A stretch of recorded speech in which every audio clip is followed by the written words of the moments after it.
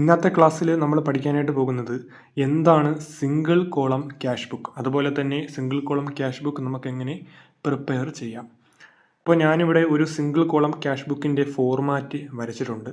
ഈ ഒരു ഫോർമാറ്റ് കാണുമ്പോൾ തന്നെ നമുക്ക് മനസ്സിലാവും ഇത് ഒരു സിംഗിൾ കോളം ക്യാഷ് ബുക്കാണ്. അതായത് ഇവിടെ രണ്ട് സൈഡ് ഉണ്ട്, നമുക്ക് കാണാൻ സാധിക്കും ലെഫ്റ്റ് സൈഡും അതേപോലെ തന്നെ റൈറ്റ് സൈഡും. ലെഫ്റ്റ് സൈഡ് എന്ന് പറയുന്നത് ഡെബിറ്റ് സൈഡ്, റൈറ്റ് സൈഡ് എന്ന് പറയുന്നത് ക്രെഡിറ്റ് സൈഡ്. അപ്പോൾ ഇവിടെ എമൗണ്ടിന് വേണ്ടിയിട്ട് രണ്ട് സൈഡിലും ഓരോ കോളമുണ്ട്. ലെഫ്റ്റ് സൈഡിൽ ഒരു എമൗണ്ട് കോളമുണ്ട്, റൈറ്റ് സൈഡിലും ഒരു എമൗണ്ട് കോളമുണ്ട്. അതായത് സിംഗിൾ കോളം ക്യാഷ് ബുക്ക് നമുക്ക് ബാങ്ക് വഴി ക്യാഷ് കിട്ടിയാലും അല്ലാതെ ഫിസിക്കലായിട്ട് ക്യാഷ് കിട്ടിയാലും നമ്മൾ രേഖപ്പെടുത്തുന്നത് ഈ ഒരു എമൗണ്ട് കോളത്തിലായിരിക്കും. അതായത് ബാങ്കിന് വേണ്ടിയിട്ട് എന്തില്ല, സെപ്പറേറ്റ് ഒരു കോളം നമ്മൾ വരച്ചിട്ടില്ല. അതുപോലെ തന്നെ ഡെബിറ്റ് സൈഡിൽ റിസീപ്റ്റ് എന്ന് എഴുതിയിട്ടുണ്ട്, ക്രെഡിറ്റ് സൈഡിൽ പേയ്മെൻറ്റ് എന്ന് എഴുതിയിട്ടുണ്ട്. നമുക്ക് കിട്ടുന്ന ക്യാഷുകളെല്ലാം റിസീപ്റ്റ് ആണ്. അതുകൊണ്ട് നമുക്ക് കിട്ടുന്ന ക്യാഷ്, എക്സാമ്പിൾ നമുക്ക് റെൻറ്റ് കിട്ടിക്കഴിഞ്ഞാൽ നമ്മൾ എവിടെ കാണിക്കും, നമ്മൾ റിസീപ്റ്റ് സൈഡിൽ കാണിക്കും. അതേപോലെ തന്നെ നമ്മൾ സാലറി കൊടുക്കുന്നു, സാലറി കൊടുത്താൽ നമ്മളെ ബിസിനസ്സിനെ സംബന്ധിച്ച് അതെന്താണ്, ഒരു പേയ്മെൻ്റ് ആണ്. അതുകൊണ്ട് നമ്മൾ ആ ഒരു എമൗണ്ട് എവിടെ കാണിക്കും, പേയ്മെൻറ്റ് സൈഡിൽ കാണിക്കും. അതിന് വേണ്ടിയിട്ട് റിസീപ്റ്റ് എന്ന് വേണ്ടിയിട്ടൊരു കോളം, അതേപോലെ തന്നെ പേയ്മെൻറ്റ് വേണ്ടിയിട്ട് മറ്റൊരു കോളം ഞാനിവിടെ വരച്ചിട്ടുണ്ട്. നിങ്ങൾക്കിവിടെ കാണാൻ സാധിക്കും, ഇതാണ് നമ്മുടെ ക്വസ്റ്റ്യൻ. ഈ ക്വസ്റ്റ്യൻ പ്രകാരമാണ് നമ്മൾ എന്ത് തയ്യാറാക്കാൻ പോകുന്നത്, സിംഗിൾ കോളം ക്യാഷ് ബുക്ക് തയ്യാറാക്കാനായിട്ട് പോകുന്നത്. അപ്പോൾ ഇവിടെ ഡേറ്റ് എഴുതിയിട്ടുണ്ട് 2018 ജനുവരി 1. 2018 ജനുവരി 1 തൊട്ടുള്ള എൻട്രീസ് ആണ് ഇവിടെ കൊടുത്തിട്ടുള്ളത്. ആദ്യത്തെ എൻട്രി എന്ന് പറയുന്നത് സ്റ്റാർട്ടഡ് ബിസിനസ് വിത്ത് ക്യാഷ് 10,000. 10,000 രൂപയ്ക്ക് നമ്മൾ എന്ത് സ്റ്റാർട്ട് ചെയ്തു, ബിസിനസ് സ്റ്റാർട്ട് ചെയ്തു. നമ്മുടെ ബിസിനസ്സിനെ സംബന്ധിച്ച് നമ്മുടെ ബിസിനസ്സിലേക്ക് എന്ത് വരുന്നു, ക്യാഷ് വരുന്നു. അപ്പം ഞാൻ എന്ത് ചെയ്യുന്നു, നമ്മുടെ ക്യാഷ് ബുക്ക് എടുത്തിട്ട് റിസീപ്റ്റ് സൈഡിൽ നമുക്ക് ക്യാഷ് കിട്ടിയതായത് കൊണ്ട് തന്നെ എന്ത് ചെയ്യുന്നു, റിസീപ്റ്റ് സൈഡിൽ നമ്മൾ ഡേറ്റ് ഇടുന്നു 2018 ജനുവരി 1 എന്ന് പറയുന്ന ഡേറ്റ് ഇട്ടു. അതിനുശേഷം ക്യാഷ് കിട്ടിയത് നമ്മൾ ക്യാപിറ്റലായിട്ടാണ് ക്യാഷ് കൊണ്ടുവന്നത്. അതുകൊണ്ട് നമ്മളിവിടെ എന്തെന്ന് കാണിക്കണം, ക്യാപിറ്റൽ എന്ന് കാണിക്കണം. ക്യാപിറ്റൽ എന്ന് കാണിച്ചു. എമൗണ്ട് കോളത്തിൽ ഞാൻ എത്ര കാണിച്ചു, 10,000 രൂപ കാണിച്ചു. അപ്പോൾ നമ്മുടെ ഒന്നാമത്തെ എൻട്രി എന്ത് ചെയ്തു, കംപ്ലീറ്റ് ആയിട്ടുണ്ട്. അപ്പോൾ അടുത്ത ക്വസ്റ്റ്യൻ നോക്കുമ്പോൾ പർച്ചേസ് ഫർണിച്ചർ ബൈ ക്യാഷ് 1,500 രൂപ കൊടുത്ത് നമ്മൾ എന്ത് ചെയ്തു, 2-ാം തീയതി ഒരു ഫർണിച്ചർ പർച്ചേസ് ചെയ്തു. ഫർണിച്ചർ പർച്ചേസ് ചെയ്യുക എന്ന് പറഞ്ഞാൽ നമ്മുടെ ബിസിനസ്സിൽ നിന്നും ക്യാഷ് പുറത്തോട്ട് പോകുന്നു. അതായത് ഇതൊരു പേയ്മെൻറ്റ് എൻട്രി ആണ്. അതുകൊണ്ട് തന്നെ ഞാൻ ഇവിടെ പേയ്മെൻറ്റ് സൈഡിൽ 2018 ജനുവരി 2 എന്ന് പറഞ്ഞ ഒരു ഡേറ്റ് ഇവിടെ ഇട്ടു. അതിനുശേഷം എന്തെന്ന് പറഞ്ഞ് കാണിച്ചു, ഫർണിച്ചർ വാങ്ങിച്ചു എന്ന് പറഞ്ഞിട്ട് ഇവിടെ ഫർണിച്ചർ എന്ന് പറഞ്ഞിട്ട് ഒരു അക്കൗണ്ട് കാണിച്ചു. എമൗണ്ട് ഞാനിവിടെ 1,500 എഴുതി. അപ്പോൾ നമ്മുടെ രണ്ടാമത്തെ എൻട്രിയും എന്ത് ചെയ്തു, കംപ്ലീറ്റ് ആയി. അപ്പോൾ മൂന്നാമത്തെ ഡേറ്റ് നോക്കുമ്പോൾ ജനുവരി 3 സംഭവിച്ച എന്താണ്, പർച്ചേസ് ഗുഡ്സ് ഫോർ ക്യാഷ് കൊടുത്ത് നമ്മൾ ഗുഡ്സ് പർച്ചേസ് ചെയ്തു. അപ്പോൾ ഇതും പേയ്മെൻറ്റ് സൈഡിലാണ് വരുന്നത്. ഡേറ്റ് വരുന്നത് മൂന്നാമത്തെ ഡേറ്റ് ആണ്, ഞാനിവിടെ 3 ഇട്ടു. അപ്പോൾ നമുക്കിവിടെ ഗുഡ്സ് എന്ന് പറഞ്ഞ് കാണിക്കാൻ പറ്റത്തില്ല. നമ്മുടെ ആദ്യത്തെ ക്ലാസ്സിൽ പഠിച്ചു, ഗുഡ്സ് പർച്ചേസ് ചെയ്ത് കഴിഞ്ഞാൽ നമ്മൾ പർച്ചേസ് എന്ന് പറയുന്ന ഒരു അക്കൗണ്ടിൻ്റെ ഉള്ളിലായിരിക്കും നമ്മൾ കാണിക്കുന്നത്. അതുകൊണ്ട് തന്നെ ഇവിടെ എന്തെന്ന് പറഞ്ഞ് കാണിക്കുന്നു, പർച്ചേസ് എന്ന് പറഞ്ഞിട്ടൊരു അക്കൗണ്ട് കാണിക്കുന്നു. എത്ര രൂപയ്ക്കാണ് നമ്മൾ ഗുഡ്സ് വാങ്ങിയത്, 6,000 രൂപയ്ക്ക്. ഞാനിവിടെ എമൗണ്ട് കോളത്തിൽ എത്ര കാണിച്ചു, 6,000 രൂപ കാണിച്ചു. പിന്നീട് സംഭവിച്ചത് 6-ാം തീയതിയാണ്, സോൾഡ് ഗുഡ്സ് ഫോർ ക്യാഷ് 3,200. നമ്മൾ വാങ്ങിച്ച ഗുഡ്സിൽ നമ്മൾ എന്ത് ചെയ്തു, 6,000 രൂപയ്ക്ക് ഗുഡ്സ് നമ്മൾ വാങ്ങിച്ചു. അതിൽ നിന്ന് 3,200 രൂപയുടെ ഗുഡ്സ് നമ്മൾ വിറ്റു. അപ്പോൾ 6-ാം തീയതി ഗുഡ്സ് വിൽക്കുമ്പോൾ നമുക്ക് ക്യാഷ് കിട്ടും. ക്യാഷ് കിട്ടിയാൽ അതിൻ്റെ അർത്ഥം അത് റിസീപ്റ്റ് ആണ്. ഞാനിവിടെ 6-ാം തീയതി എന്നുള്ള ഡേറ്റ് റിസീപ്റ്റ് സൈഡിൽ കാണിച്ചു. അപ്പോൾ ഗുഡ്സ് വാങ്ങുന്നതും വിൽക്കുന്നതും ആ ഒരു അക്കൗണ്ടാണ് നമ്മൾ ക്രിയേറ്റ് ചെയ്യുന്നത്. ഗുഡ്സ് പർച്ചേസ് ചെയ്താൽ പർച്ചേസ് അക്കൗണ്ടും, ഗുഡ്സ് സെയിൽ ചെയ്താൽ നമ്മൾ എന്തെന്ന് പറഞ്ഞ് കാണിക്കും, സെയിൽസ് എന്ന് പറഞ്ഞ് കാണിക്കും. അപ്പോൾ ഇവിടെ റിസീപ്റ്റ് സൈഡിൽ സെയിൽസ് വഴി നമുക്ക് എത്ര കിട്ടി, 3,200 രൂപ കിട്ടി. സെയിൽസ് വഴി 3,200 രൂപ കിട്ടി എന്ന് പറഞ്ഞിട്ട് ഞാൻ എന്ത് ചെയ്തു, കാണിച്ചു. പിന്നീട് 11-ാം തീയതി നമ്മൾ എന്ത് ചെയ്തു, ഒരു ബാങ്കിൽ അക്കൗണ്ട് തുടങ്ങി. ഓപ്പൺഡ് ബാങ്ക് അക്കൗണ്ട് 3,000 രൂപ കൊടുത്തിട്ട് അക്കൗണ്ടിൽ ഇട്ടിട്ട് നമ്മൾ എന്ത് ചെയ്തു, ബാങ്കിൽ ഒരു അക്കൗണ്ട് തുടങ്ങി. അപ്പോൾ ബാങ്കിൽ അക്കൗണ്ട് തുടങ്ങുമെന്ന് പറഞ്ഞാൽ അതിൻ്റെ അർത്ഥം നമുക്ക് ക്യാഷ് കിട്ടുന്നു എന്നല്ല, അങ്ങനെ തെറ്റിദ്ധരിക്കരുത്. ക്യാഷ് കിട്ടുക എന്ന് പറഞ്ഞാൽ നമ്മുടെ കയ്യിൽ ക്യാഷ് കിട്ടിയാലാണ് നമ്മൾ ക്യാഷ് കിട്ടിയെന്ന് പറയുന്നത്. അല്ലെങ്കിൽ നമുക്ക് എന്ത് കിട്ടണം, ചെക്ക് കിട്ടണം. ഇവിടെ നമ്മൾ ബാങ്ക് അക്കൗണ്ട് തുടങ്ങി എന്ന് പറഞ്ഞാൽ നമ്മുടെ കയ്യിലുണ്ടായിരുന്ന ക്യാഷ് കൊണ്ടുപോയി ബാങ്കിൽ ഇട്ടതിന് ശേഷം എന്ത് ചെയ്തു, അക്കൗണ്ട് തുടങ്ങി. അതായത് ഇവിടെ ഒരു പേയ്മെൻ്റ് ആണ് വരുന്നത്. അതുകൊണ്ട് ഞാൻ എന്ത് ചെയ്യുന്നു, പേയ്മെൻറ്റ് സൈഡിൽ 11 എന്ന് പറഞ്ഞ ഡേറ്റ് ഇട്ടിട്ട് ബാങ്കിൽ അക്കൗണ്ട് തുടങ്ങി. അതായത് ക്യാഷ് എങ്ങോട്ട് പോയി, ബാങ്കിലോട്ട് പോയി. ഇതൊരു കോൺട്രാ എൻട്രി ആണെന്ന് നമ്മൾ പഠിച്ചിട്ടുണ്ട്. അപ്പോൾ ഞാനിവിടെ ബാങ്ക് എന്ന് പറഞ്ഞിട്ട് കാണിക്കുന്നു. ബാങ്കിൽ നമ്മൾ എന്ത് ചെയ്തു, അക്കൗണ്ട് ഓപ്പൺ ചെയ്തു. ബാങ്ക് 3,000 രൂപ 3,000 എന്ന് പറഞ്ഞിട്ട് കാണിച്ചു. അടുത്ത ഡേറ്റ് നോക്കുമ്പോൾ 14-ാം തീയതി വീണ്ടും നമ്മളൊരു സെയിൽ ചെയ്തിട്ടുണ്ട്. Cash sales 4100. അപ്പോൾ ഞാൻ എന്ത് ചെയ്യാൻ വേണ്ടിയിട്ട് പോകുന്നു, റിസീപ്റ്റ് സൈഡിൽ 11 ഇട്ടതിന് ശേഷം സെയിൽസ് എന്ന് എഴുതുന്നു. സെയിൽസ് 4100 രൂപയ്ക്ക് നമ്മൾ എന്ത് നടത്തി, ഒരു സെയിൽ കൂടി നടത്തി. 18-ാം തീയതി പെയ്ഡ് ഫോർ സ്റ്റേഷനറി 250 രൂപ നമ്മൾ എന്തിനു വേണ്ടി ചിലവാക്കി, സ്റ്റേഷനറി വാങ്ങുന്നതിന് വേണ്ടി ചിലവാക്കി. അപ്പോൾ ഇത് പേയ്മെൻ്റ് ആണ്. പേയ്മെൻറ്റ് സൈഡിൽ ഞാൻ എത്ര കാണിച്ചു, ഡേറ്റ് 18 എന്നിട്ടു. സ്റ്റേഷനറി ആയതുകൊണ്ട് ഞാനിവിടെ സ്റ്റേഷനറി എന്ന് എഴുതുന്നു. സ്റ്റേഷനറി എമൗണ്ട് എത്രയാണെന്ന് നോക്കുന്നു, 250.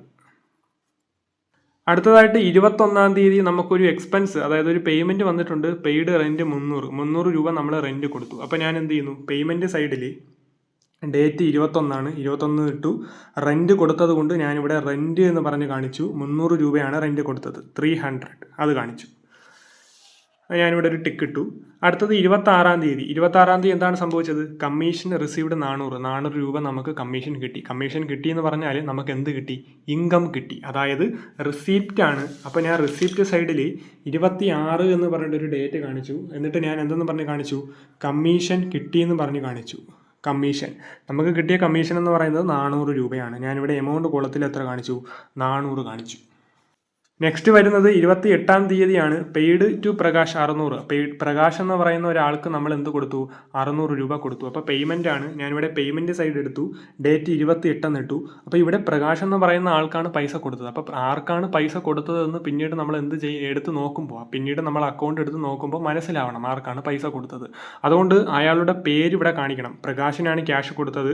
അതുകൊണ്ട് ഞാനിവിടെ എന്താണെന്ന് പറഞ്ഞ് കാണിച്ചിരിക്കുന്നു, പ്രകാശ് എന്ന് പറഞ്ഞിട്ട് കാണിക്കുന്നു. എത്ര രൂപയാണ് കൊടുത്തത്, 600 രൂപ. നെക്സ്റ്റ് നോക്കൂ, 29-ാം തീയതി റിസീവ്ഡ് ഫ്രം സുഗു 1200. സുഗു എന്ന് പറയുന്ന ആളുടെ കയ്യിൽ നിന്നും 1200 രൂപ നമുക്ക് കിട്ടി. അപ്പോൾ ഞാനിവിടെ 29-ാം തീയതി എന്ന് പറഞ്ഞിട്ട് ഡേറ്റ് കാണിച്ചു. റിസീപ്റ്റ് സൈഡിലാണ് സുഗു എന്ന് പറഞ്ഞ് കാണിച്ചു. നമുക്ക് ക്യാഷ് എന്ന് പറഞ്ഞ് കാണിക്കേണ്ട ആവശ്യമില്ല, കാരണം ഇത് ക്യാഷ് ബുക്കാണ്. പിന്നീട് നമ്മൾ അക്കൗണ്ട് എടുത്ത് നോക്കുമ്പോൾ ആരാണ് നമുക്ക് പൈസ തന്നത് എന്ന് അറിയണം. അപ്പോൾ ഞാനിവിടെ സുഗു എന്ന് പറഞ്ഞ് കാണിച്ചു. സുഗു നമുക്ക് തന്നത് 1200 രൂപയാണ്. 1200 എന്ന് പറഞ്ഞ് കാണിച്ചു.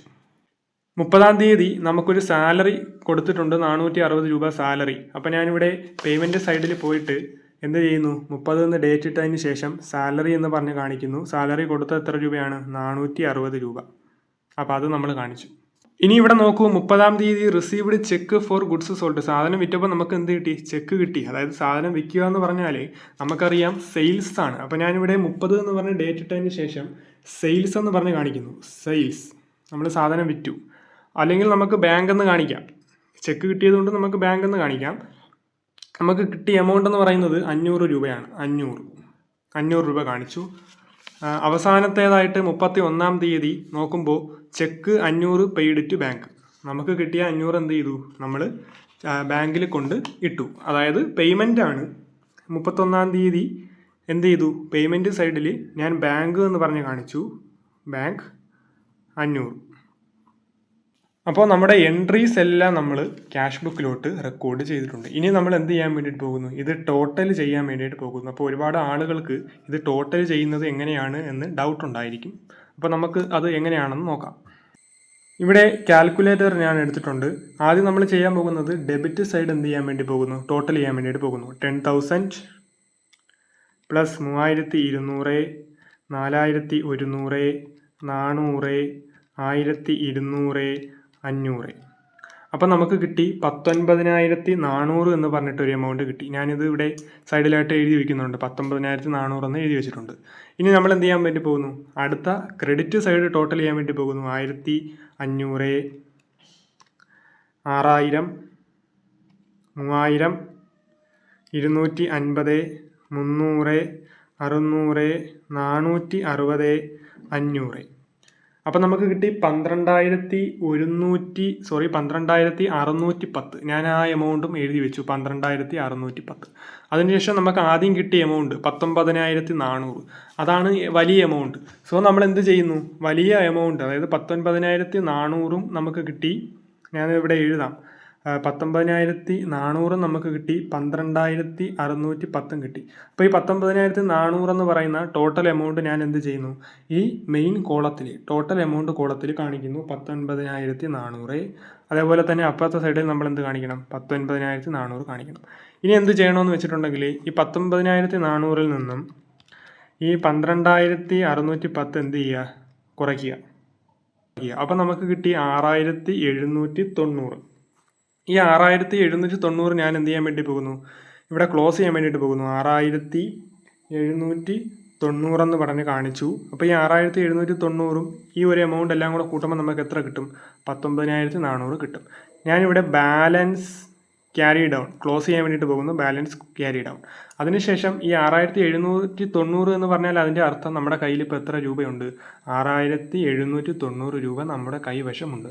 അതായത് ഈ ഒരു എമൗണ്ട് എന്ന് പറയുന്നത് ഇപ്പോൾ ജനുവരി 30-ാം തീയതിയാണ്. അപ്പോൾ ഈ ഒരു എമൗണ്ട് നമ്മൾ എന്ത് ചെയ്യണം, അടുത്ത മാസം സ്റ്റാർട്ട് ചെയ്യുമ്പോൾ, അതായത് ഫെബ്രുവരി 1-ാം തീയതി നമ്മുടെ കയ്യിൽ ഉണ്ടായിരിക്കും. അപ്പോൾ ഞാൻ എന്ത് ചെയ്യാൻ വേണ്ടി പോകുന്നു, ഇവിടെ ഫെബ്രുവരി 1 എന്ന് പറഞ്ഞ് കാണിച്ചു. ഞാൻ എന്ത് ചെയ്യാൻ വേണ്ടി പോകുന്നു, 6,790 ഇവിടെ ഓപ്പൺ ചെയ്യാൻ വേണ്ടി പോകുന്നു. അതായത് ഉണ്ട് എന്ന് പറഞ്ഞ് കാണിക്കുന്നതിനായിട്ട് ബാലൻസ് ബ്രോ ഡൗൺ എന്ന് പറഞ്ഞിട്ട് എത്ര കാണിക്കുന്നു, 6,790 കാണിക്കുന്നു.